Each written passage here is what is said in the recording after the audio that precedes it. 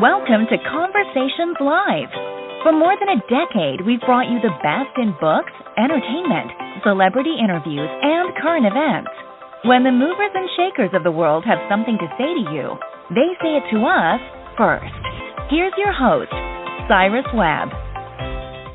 And welcome back, everyone, to Conversations Live. I'm your host, Cyrus Webb. Glad you all could join us once again. But for our radio audience here in Mississippi at WYAD 94.1 FM and WYADonline.com, we welcome you all back to the show. Also, tuning in through iHeartRadio and Amazon Music Podcast.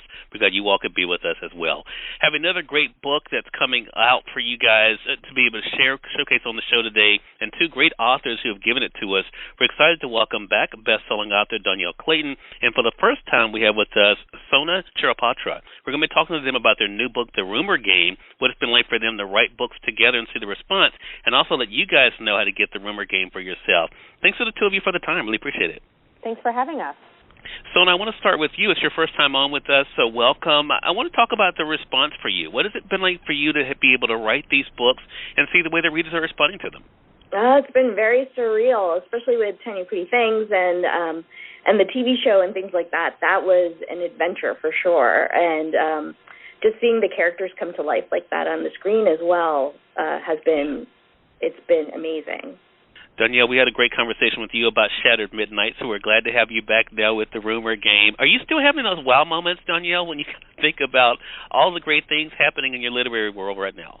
Absolutely. I think I'm having a good year, and I have a lot of books out this year because of the pandemic, because of the supply chain issue, all of those things. Everything kind of got crunched and rolled out at the same time. But really, I believe that I am in service of children and the children that were in my library, the children across the world. So I'm trying to put out books that will make them excited to read and help shape their relationship to literature and therefore help their literacy rates. So it's just it's just a great honor to be doing this work at this time. Well, I have to say to the two of you, The Rumor Game is such a fast-moving book, so exciting. I haven't been a teen for about 30 years, but I have to say there's so much in this book that even we adults will appreciate. So, Sona, what about that? What has it been like for you to see how a book like The Rumor Game is appealing to different demographics? Well, I mean, as you said, there's a lot in the book that even if you're not a teenager, you can certainly relate to. We really wanted to capture the fishbowl existence that kids and teens have right now with social media, but I think that applies to adults just as much because we pretty much live our lives online, and once something is online, it essentially lives forever, so you will deal with the fallout for the rest of your life.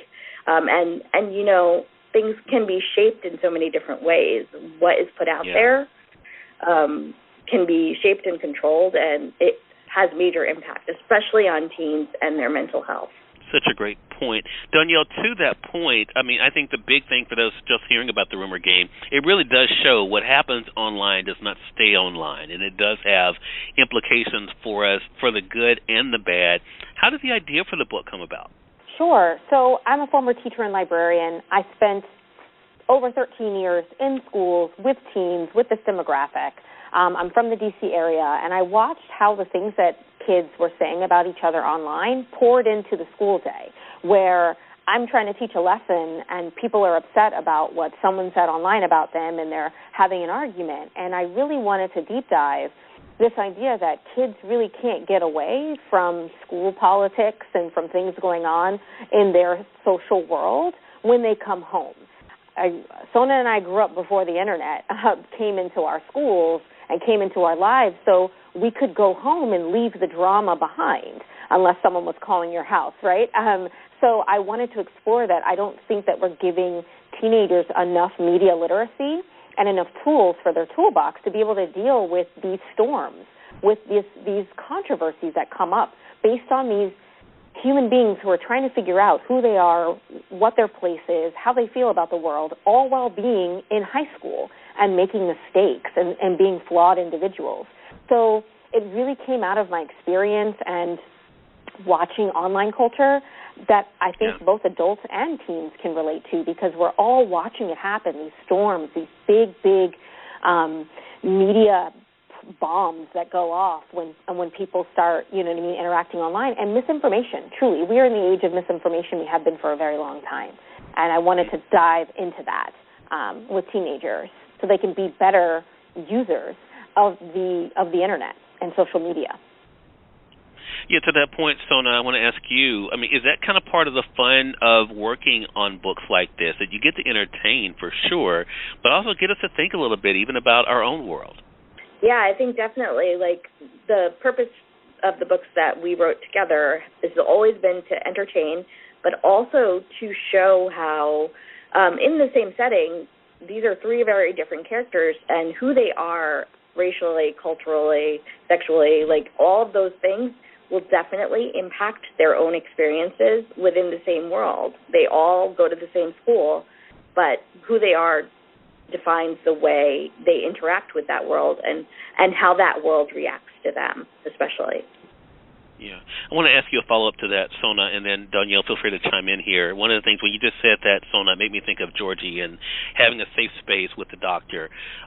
What about that for us as adults as we read this book, knowing the importance of giving young people in particular the opportunity to open up and not feel like they're going to be judged all the time? How important was that? That was really critical because we feel like if we were going to portray that situation on the page, we needed to show what kind of resources are available for kids. And sometimes it's hard to reach for those resources, whether it's through your school or community or whether your parents are involved. And especially in a community like the South Asian community, mental health is still something that is not really addressed that much. And so it was really critical for me if we were going to put Georgie through those experiences to show that there are some resources available and there are ways to get help. And in fact, in the back of the book, we did put a list of resources for any teen or adult or anybody who's dealing with those kinds of issues and grappling with that. So I think it was critical for us to do that. Yeah. Dhonielle, anything you want to add? I think that teens especially and adults could use this book as a conversation starter so that they can talk about sort of both people's relationship to the internet, where a parent can talk about whether or not they grew up with the internet and their relationship to it, and teens can really let adults in on their world. It's a whole different world for them and their experience, and use the book and the events of the book to be a safe place for conversation. What would you do? How would we react as a family? How do you feel about what your classmates say online? What is your relationship to the internet? How do you feel about pictures? And I really believe that this book and its resources can be that thing that could bring people closer together, especially parents and their teens, to have this very fraught conversation. Exactly. Again, everyone, best-selling authors Dhonielle Clayton and Sona Charaipotra joining us to discuss The Rumor Game. You guys can get it through our friends at Amazon.com or your favorite local bookstore. Dhonielle, Sona, thank you so much for the time. I really do appreciate you guys dropping by. Thanks for having us. Thank you, Cyrus. Yeah, you're more than welcome. And we thank your audience for tuning in to another great segment of Conversations Live here, your community station at WYAD 94.1 FM and WYADonline.com. Until next time, I'm your host, Cyrus Webb, saying as always, enjoy your day, enjoy your life, enjoy your world. Thank you all for choosing Conversations Live. And let's go make today amazing. Take care.